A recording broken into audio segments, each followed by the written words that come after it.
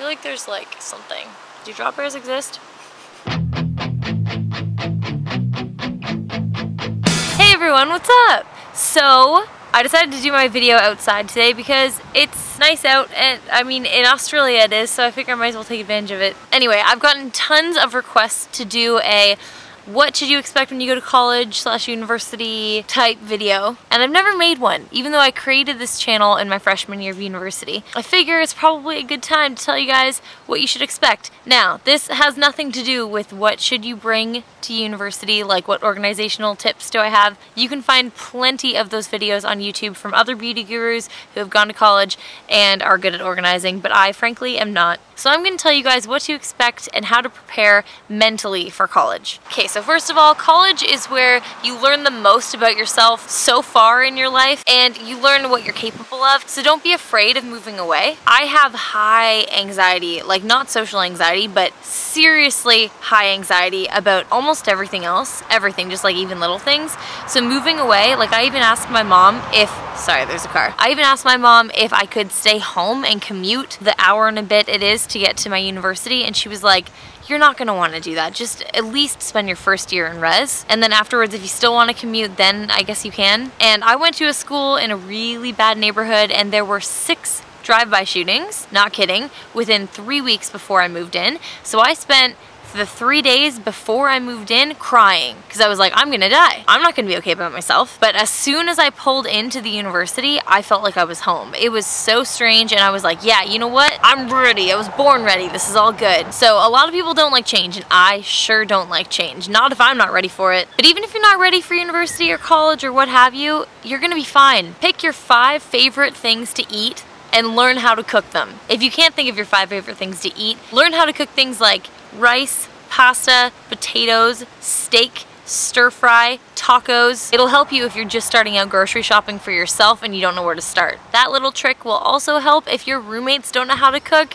which was the case for me most of my years of university. I was the one who knew how to cook the most, and I barely knew how to cook. One of my roommates didn't even know how to turn the oven on. You know who you are. Also, if you're drunk or hungover, you're definitely wanting to know how to cook at least something. Trust me, you're gonna want to know this. I'm sure you'll have internet if you're moving to college or university. So one of the first things I recommend you do is set up a Netflix account or learn how to stream or torrent. But shh, you didn't hear from me. You can be anyone you want in college. That's the point of it. Everything you learn socially in high school, you don't need to worry about here. So don't worry about trying to please anybody else or be someone you're not, because no matter what, you're gonna find friends in college. Trying to be someone other than yourself is like trying to fit yourself into a box that doesn't exist anymore. Another thing is, and you may really not want to hear this, but change is inevitable while you're there. I know that sounds cliche. It's totally true. It will happen. If you're dating someone going into university, I mean, yeah, it's definitely possible to keep dating them, but it's gonna be damn hard. So prepare yourself to fight for it, but also kind of prepare yourself to change and have it not work out. I know I sure would have hated anybody who told me that when I was entering university with a long-term / long-distance boyfriend, but it's true. Also, if you're wanting to go to university to party, which a lot of people do, that's awesome and all. You're probably gonna have a great time, but don't forget why you're there, because trust me,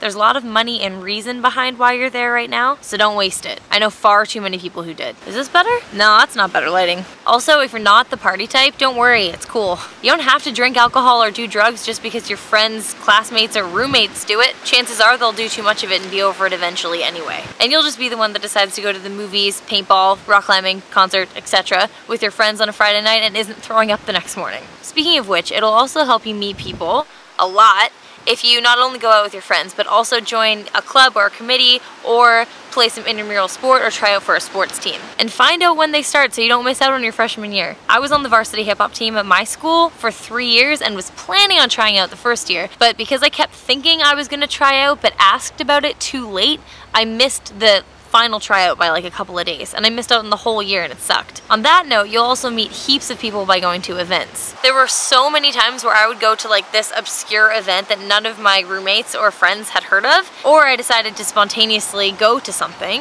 and I had a blast, and I would come back and tell some of my friends about it and they would laugh and be like, nah, I just stayed home and went to bed. And I'd be like, I know you would have had a sick time tonight if you would have just come with me or opened your mind to it. With college, you'll get what you put in every respect. Next thing, and this is huge, you gotta budget.